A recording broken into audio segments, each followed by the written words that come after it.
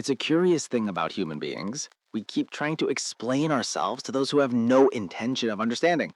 Not because they don't want to hear us, but because they can't. They're watching a different movie altogether. And here you are, standing outside the theater, trying to explain the plot of your film to someone who's still convinced they're watching theirs. It's exhausting, isn't it? This constant need to justify, to clarify, to make people understand. But what if I told you that the very act of explaining yourself to certain people is like trying to describe color to someone who's determined to see only in black and white? We've been taught that communication is the answer to everything. That if we could just find the right words, the perfect explanation, then surely people would understand. But the truth is far more interesting than that.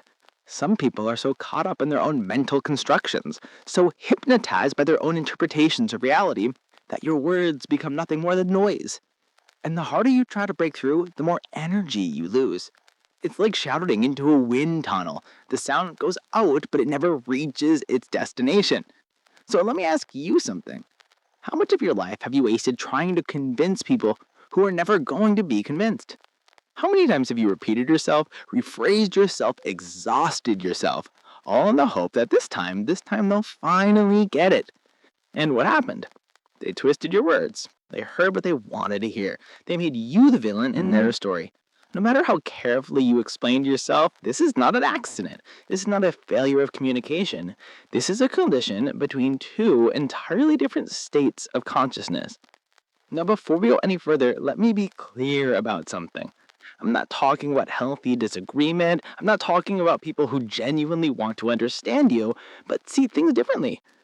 I'm talking about something else entirely. I'm talking about people who are living in a kind of trance, a self-created prison of beliefs and illusions so solid that nothing you say can penetrate it.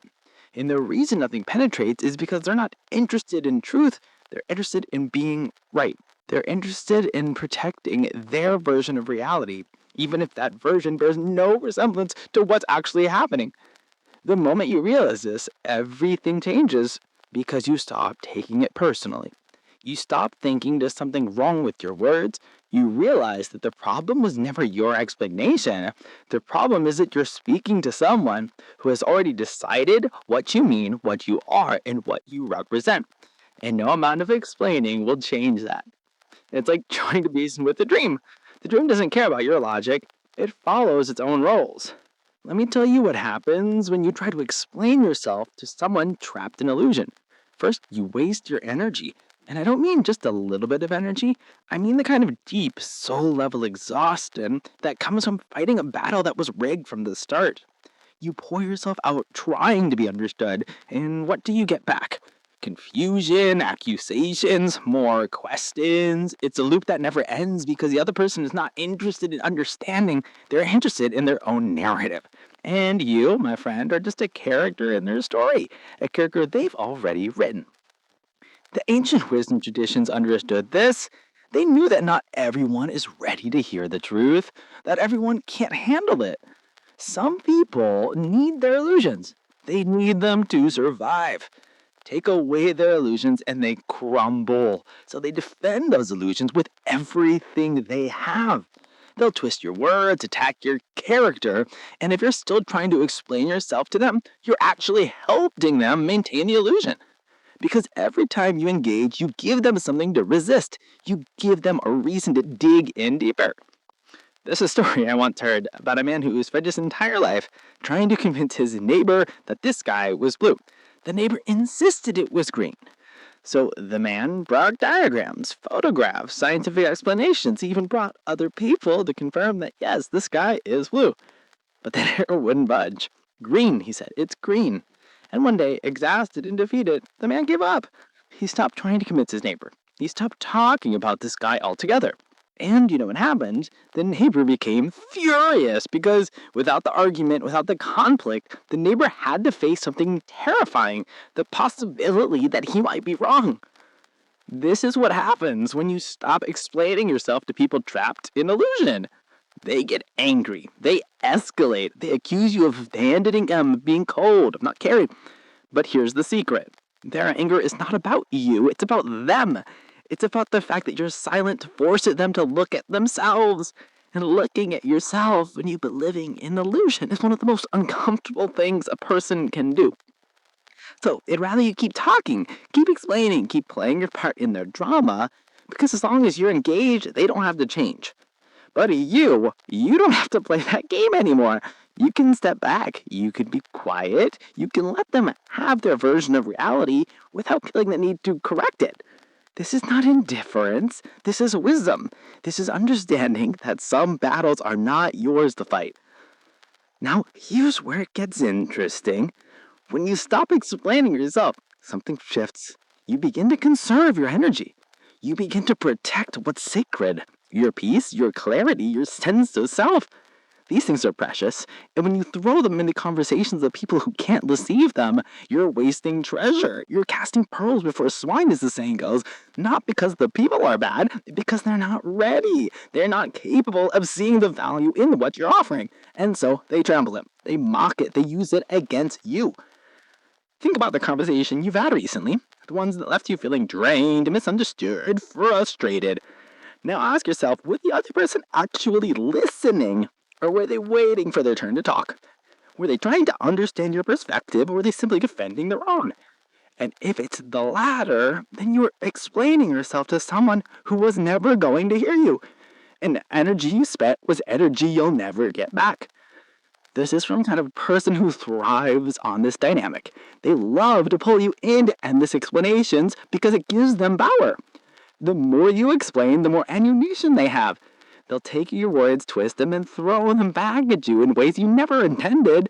They'll say, but you said this when you said nothing of the sort. They'll interpret your silence as guilt, your patience as weakness, your kindness as manipulation, and no matter what you do, no matter how carefully you explain yourself, they'll find a way to misunderstand you. Because to understand you would require them to change, and change is terrified. So what do? You stop. You stop explaining, you stop defending, you stop trying to make them see. Because the truth is they already see, they just don't like what they see. And that's not your problem. Your problem is that you've been taking responsibility for their perception. You've been acting as though their misunderstanding is your failure. But it's not. Their misunderstanding is their choice. Let me tell you what happens when you embrace silence. First, you reclaim your power. When you stop giving explanations, you stop giving away your authority. You stop acting as though you need their approval, their validation, their understanding. You simply are. And there's something incredibly powerful about that. It's the power of a person who no longer needs to defend their existence. The power of someone who knows its worth is not determined by whether others can see it. Second, you create space. Space for truth to emerge on its own. Space for the other person to say with their own thoughts without your constant input. Space for God or the universe or whatever you want to call that deeper intelligence to work. When you're always talking, always explaining, you fill up all the space. But when you're silent, something else can enter. And often that something else is far more effective than anything you could ever said. Third, you begin to discern. You begin to see who is genuinely interested in understanding you and who is simply interested in the drama. The people who truly care will accept your silence with grace. They'll give you space. They'll trust that you have your reasons. But the people who are trapped in illusion will panic. They'll demand explanations. They'll use your big, secretive, distant cold. And in their reaction, they'll reveal exactly why you were right to stop because of lighting yourself in the first place. Now, let's talk about what silence is not. Silence is not avoidance. It's not running away from difficult conversations or refusing to communicate when communication is genuinely needed. Silence is discernment. It's knowing when words will help and when they'll only make things worse. It's recognizing that some people are not ready for your truth. And that's okay. You don't need everyone to be ready. You just need to be wise enough not to waste your pearls on those who can't appreciate it. Silence is also not punishment. It's not a way of getting back at someone or making them feel bad. It's simply a boundary, a way of saying, I will not participate in this particular dance anymore, because the dance of endless explanation is exhausting. It keeps you small, it keeps you stuck, and it keeps the other person stuck too, because they never have to face their own illusions as long as you're there to argue with them. Here's the thing about illusion. It's comfortable, it's familiar. People build entire identities around their illusions. They construct elaborate mental frameworks to support them. And when you come along with your truth, your clarity, your different perspective, you're threatening the entire structure. You're asking them to tear down what they've spent years building. And most people won't do that. They'll defend their illusion with everything they have. They'll twist your words, attack your character. And if you're still trying to explain yourself to them, you're actually helping them maintain the illusion. Because every time you engage, you give them something to resist. You give them a reason to dig in deeper. There's a story I once heard about a man who spent his entire life trying to convince his neighbor that the sky was blue. The neighbor insisted it was green, so the man brought diagrams, photographs, like if witness, and these about other people to confirm that yes, the sky is blue. But the neighbor